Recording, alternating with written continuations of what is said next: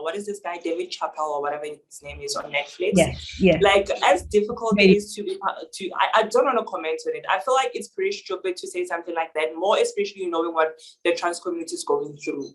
A lot of people still have this misconception about what trans people are. So the moment you say something like that, even if it's a joke, this is not a laughing matter. We've been silenced for a very long time. So being part of such arguments do somehow trigger my anxiety, because I know for a fact that as difficult it is to be who I am, I still need to try and educate people about who I am. Like, dude, I have my own challenges on a daily basis. Where would I find a strength to educate you about who I am? Try to learn in yourself. Try to be a person. Try to be a human being who has love.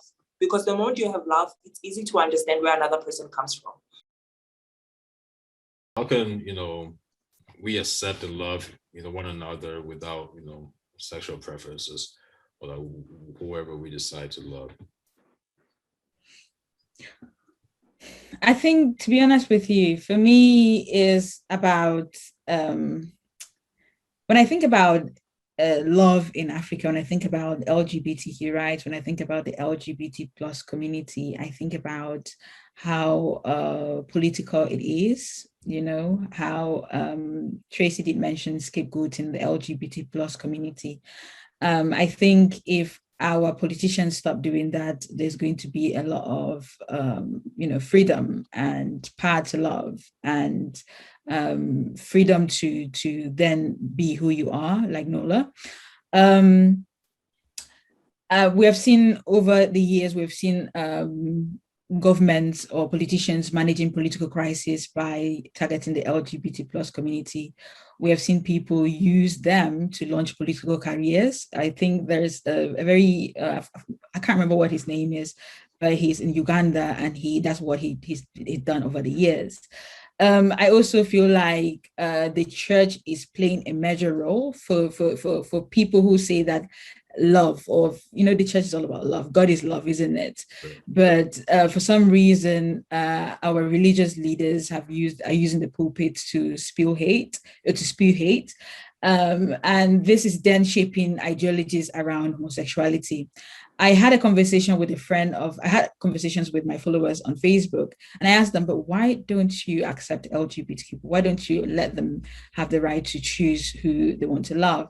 And a lot of them said the first time they heard about homosexuality and why their thoughts about homosexuality were shaped in the way they were shaped because they heard it from church. So churches have been playing a major role in this conversation. Also, going back to tradition as well, I think queer Africans who pose as traditionalists are also playing a major role in this conversation, and obviously the freedom to love, by then saying that homosexuality is un-African and we shouldn't allow this sort of immorality here, is Western imported, blah, blah, blah. This is the whole conversation around that. But I think, I think I said this before, any African who says, if you're a true African, if you say that homosexuality is un-African, then you're an imposter, because again, like I said at the beginning of the conversation, queer Africans have always experienced diversity. Homosexuality has always been part of the African history. To the LGBTQ plus community, to be honest, I feel like it can be very draining to live openly. Sometimes I don't know if I'm going to fight racism, I'm going to fight sexism, or if I'm going to fight homophobia. It's a very challenging thing. And I think choosing to love yourself, choosing to live your truth is very brave. A lot of people don't know how brave this is. Choosing to then say that, like Nola, say that I'm a girl, and whatever definition that you have of me is up to you. It's a very big step. We don't realize how traumatic it can be, especially for people who have been rejected by their families, people who don't have access to good health care because of their sexuality, and people who probably don't have access to employment because of their sexuality. So it's a very difficult thing. But yeah. Thank you. So Nola, would you like to, touch on some of the, are there any laws in South Africa, for, the trans community? Actually, there are no much of laws. Being part of the LGBTQI plus community in South Africa is actually legal. But like the only thing that is traumatizing the country at the moment is the society discriminating the queer community. We're being killed on a daily basis. And more especially on the trans community, I say it's very difficult for my community to get employment because of the necessary documents that are needed for them. So usually gender marker is one of the most difficult things to obtain in South Africa, especially as a trans person. So being able to change a gender marker is one thing I'd like us to discuss about and try to educate people that we do need attention on this. Home Affairs in South Africa the Department of Home Affairs in South Africa should actually pay attention to the trans community as well. I need, actually for me personally, I do have my gender marker changed, but like for others, this is something that is needed to be paid attention to. It's very difficult for me to get a good job, a good stable job, because my gender marker doesn't necessarily match with who I am. And it's a long process. I don't understand how long it has to be for us just to change who you truly know you are. Why does it have to be 5 years in order for me to change my gender marker? Like, it doesn't make sense. And with your first question about love in the LGBTQI community, I believe love is love, and love doesn't have pride, love doesn't have boundaries. So the moment a person discriminates me based on who I love, I think that's pretty stupid. That really shows that you don't know what love is. Yeah. Love, it doesn't have pride. I have actually a scripture in my phone. Let me check it. Sorry. I usually read this when I'm going through difficult times about life. Let me see. It talks about love, that love is patient, love is kind. It does not envy, it does not boast, it is not proud, it does not dishonor others. It is not self-seeking, it is not easily angered, it keeps no record of wrongs. That is love. Did you catch it? Yeah, I did. Yeah, we did. That is love. Love has no boundaries. Love is love. So why do you need to judge me based on who I love? So you are having a say in my life about who I love clearly shows that you have no love. You need to seek for it. Love yourself. Learn to accept yourself. And usually the most transphobe and homophobes people are part of the LGBTQI community. Those are the ones that are closeted. I'd say to them, come out, learn how to love yourself, learn to be who you are. Don't judge a person based on how they live their life because you can't. That's pretty stupid. That's pretty stupid. If you were to check the high people who are the trans community, more especially for the trans community, I know men who usually kill us trans women is those who lust on us or love us. So they are afraid that we might reveal their secrets, which is pretty stupid because after all, one thing we have in common is love. Why would I want to betray a person that I love? Can I just add that I wish we could, as the LGBT plus movement in Africa, talk more about trans rights and the unique struggles faced by our trans siblings. I don't think we do represent them enough. I don't think we do engage with enough conversations in Africa. I don't think that happens. Yeah, that's what I wanted to add. I think we actually do need to educate people about trans community because there is still this misconception that being trans, you're actually gay, who's just extremely feminine, which is like a wrong concept. Being trans, for me personally, it's another gender. Within the trans community, there is much diversity in it. It doesn't only come as a heterosexual trans woman and man. No, we have diversity within it. So we need to educate people about the trans community as a whole, not necessarily as a heterosexual trans woman, but as part of the trans community. Okay. Nola, is it possible to sort of like highlight some of the unique struggles that you face as a trans person? For me, I'd say getting good employment. I am a graduate after all, but it was a bit difficult to get employment, and how to change your gender marker. That's one thing that I did find difficult. I've missed several opportunities because of that. And also, man, having to date a person but still have to hide your relationship. I feel like there is a misconception about the trans community that the moment you date a trans woman as a cis heterosexual man, that you are gay, which is pretty stupid. I'm sorry, I love using the word stupid. I don't know where I get it from. Hey, say it like it is.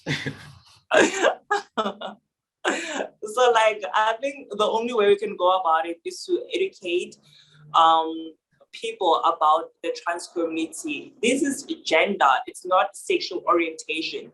I might identify myself as a gay trans woman. It's possible, I am allowed. It's gender, not sexual orientation. There is a difference between the two. So I think the only thing we should educate people is the diversity we have in the trans community. And from there, a lot of things might be able to move forward. Definitely. And like one thing I would like to do with you, even after this, is maybe, set up your platform or maybe a segment on our, on our organization in which we can, educate people. I want to especially educate people on how to change a gender marker, since you've been able to do that. I'm sure a lot of people don't really know how. So we can talk with them, highlight. I'd love to do that, actually. I'd love to do that. Lately, I haven't been active on social media because it gives me so much anxiety. So I can't really advocate for my community. So the only way I can go about it is when I have a person that I can easily talk to. Yeah. Just out of curiosity as well, because I do suffer from a lot of anxiety, and sometimes being on social media can trigger a lot. Is this anxiety part of because of who you are, or is just other triggers? Actually, for me personally, it's because of my career. It's because of my career. I'm a model, so I find it difficult to sustain a lifestyle that a person wants me to do to portray on social media. And also the fact that there are people with different opinions based on the trans community. I've seen recently that there is this trending argument about what is this guy, David Chappelle or whatever his name is, on Netflix. Yeah. As difficult it is I don't want to comment on it. I feel like it's pretty stupid to say something like that, more especially knowing what the trans community is going through. A lot of people still have this misconception about what trans people are. So the moment you say something like that, even if it's a joke, this is not a laughing matter. We've been silenced for a very long time. So being part of such arguments do somehow trigger my anxiety, because I know for a fact that as difficult it is to be who I am, I still need to try and educate people about who I am. Dude, I have my own challenges on a daily basis. Where would I find a strength to educate you about who I am? Try to learn in yourself. Try to be a person. Try to be a human being who has love. Because the moment you have love, it's easy to understand where another person comes from. That's facts. No, that's facts. So one of the last things I want to say as well too, and I'm only coming from this aspect because this is what I know with religion. One thing you can I feel like a good way to figure out if someone is truly who they say, or they believe in whoever they say they are, is by the fruits that they give. So if someone comes to you and they're spilling hate but claiming to be a Christian, regardless, for whatever they're saying, you will know right then and there that they're not. So I feel like that's also another angle, anyone can look at it. If there's someone coming to you in the name of anything, it doesn't necessarily relate to, the God, because people use racism. People use the Bible to promote racism. People use the Bible to promote war. So a lot of things can be taken out of context, but I want to say we should all just educate ourselves on the Bible and what the Bible says as well too, to kind of help us differentiate what who different people are, because a lot of Christians out there that claim to be Christian that are not really. And also about Africans, I don't understand, why would you discriminate a person based on how they identify themselves? You were once colonized because of how you look, because of your skin color. So what you were seen back then when you were colonized, hello. So don't discriminate me based on how I want to live my life, based on who I love. This is a love matter. Why would you want to turn love into something that is not desirable? Why? It's not like I'm hating a person. The moment I hate a person, that's when I say, okay, what I'm doing is a sin. But I'm giving back to the world by giving love, by appreciating. So why would this be a sin? After all, Jesus Christ died for us because of what? Because of our sins. And why? He had love for all of us. There is no big sin or a small sin in the eyes of God. We are all equal. So whoever comes with a Bible to use it against me, I don't give a damn. I don't even have an energy to comment on that, because I know who I am. I know where I come from. I am, as much as I might be a queer person, but I believe in God, and I've seen his glory as very much you've seen it as a straight person. So like, you just can't use it against me. Definitely. Thank you for touching on that. I would like to just ask Tracy something very quickly, because it's something that I do encounter most of the times via social media. What do you as an organization tell people who get blackmailed by community members or people posing as LGBTQ people online and offline? What are the, what sort of tips do you give them? So in recent times, the welfare team has been sending out lots of communique about how people should interact in public, spaces they should avoid, and who to reach out to in any case of a rise in hate around them at any point in time, wherever they may be. So basically, that's what we've been doing. And also, there has been an increased awareness by community members who have been blackmailed. They started sending around pictures of people who blackmailed them, the locations of these people, videos, if possible, that they took of these people, and they keep sending it around to sensitize the community members. So everybody's like chiming in to help us navigate this period. I really like that, because it's something that's happening in Cameroon as well. Quite very recently, there's a girl who went out on a date and realized that the date was not actually who they said they were, and they were going to out them if they didn't pay a certain amount of money. So it's something that's been happening a lot. I wish more can be done in that area. Yeah, me too. I guess like what I would like people to even start to do is to start to tell people they know where they are going to. If it's a new date, or if it's a person you don't know, or somebody you're meeting online, if you have to meet someone online, especially at this time, to let people know where you're going to send location to people, to like have people in your tracking list, like take very serious steps to ensure that somebody at least knows where you are and who you are going to be with. So it's sad that some people have to be the victims of these situations for us to learn from them. But I'm hoping that we will get to the point where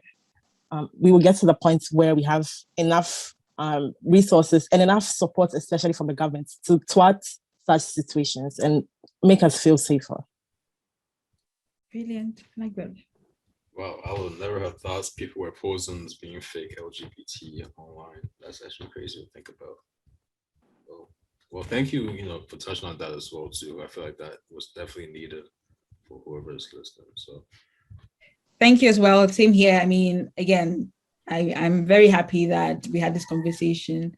Nola, I'm very happy that you're here to share your own story, as well as LGBT Rights Ghana on Tracy talking on your behalf. Like I said again, I really like the work you guys do. And with you, Nola, as well, I definitely relate to the anxiety that it comes to being queer and being online as well. There are too many fights. Sometimes you just feel like, I don't want to engage in this one. Especially as much as I might laugh about it, but like sometimes it gets extremely difficult. Having to educate a person on a daily basis about who you are. I know it is needed, but like it's so difficult. It's draining. It's draining to go back and hear the same narrative after you have educated on like the way forward. If you ask if it's even necessary anymore. There's this comment that I keep getting on my Facebook page. Every time I challenge it, I still get it. If your mother was gay, if you will you if be my here? Mother was gay, you wouldn't make me, obviously. All the time I get it. I've spoken about it. I'm tired. I'm tired of watching it anymore. That was like one of the funniest ones I've seen. Like the people using people from saying that the HIV, percentage is growing higher because of gay people. And I was like doing research on that because I was like actually curious. And 60, especially in Ghana, like that was one of the main reasons that I saw the video. like, bro, 60% of people who have HIV in Ghana are women. So how are gay people? How like that doesn't make sense to me in any type of way. But like, there's this so much ignorance, and there's nothing you can do about it. Like there is so much ignorance. Like it's so bad. Like where are you from? It's so bad. It's so bad to see. Yeah. I mean, the conversation is tiring, but to be honest with you, what is happening in Ghana, of course, is in a bigger scale, as opposed to what happened in Cameroon a few months ago, where 2 trans women were arrested for attempted homosexuality.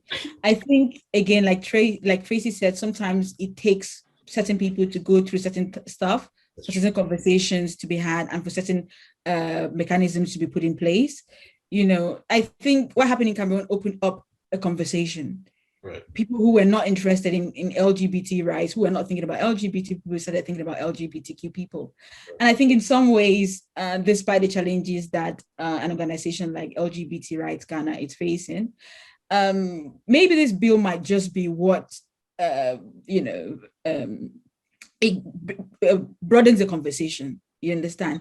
Takes the conversation maybe from under the carpet in certain homes to a dinner conversation or a normal conversation in homes. I think it goes a long way. I don't know if any of you have that thought as well. I agree. It's one of the things we spoke about yesterday, me and a couple of friends, that even though Sam George and his cohorts are really pushing for this bill and all of that, we've never had this magnitude of debate and interaction and dialogue ever.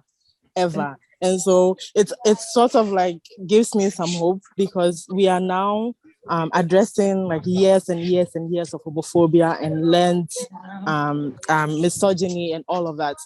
But we are actually getting the opportunity, no matter how evil and negative it is right now, to have these conversations, and it matters. It matters so much. It's actually a blessing in disguise. Yeah. Right. It's crazy too, because like I know you guys use Clubhouse, but like I've never in the past, since I started using it, never seen like conversations, or I see conversations here and there, but now on a daily basis, there's always something going on about the LGBT plus community. Yep. And rooms last for hours. It's mind blowing. I was in one for like 4 hours one day. I was like, God, I gotta get out. I'm wasting my whole day on here. But it's great though, because people are actually learning a lot. Like a lot of people are coming with their misogyny, homophobia, and then the people who have facts, behind everything. And then like, yo, like that's not true. I'll give you the facts right then and there. Like, it's great to hear. So I think, you're definitely right. This is definitely needed. And I feel like there's always a storm before, the rainbow comes up. So yeah, I like that. Sure.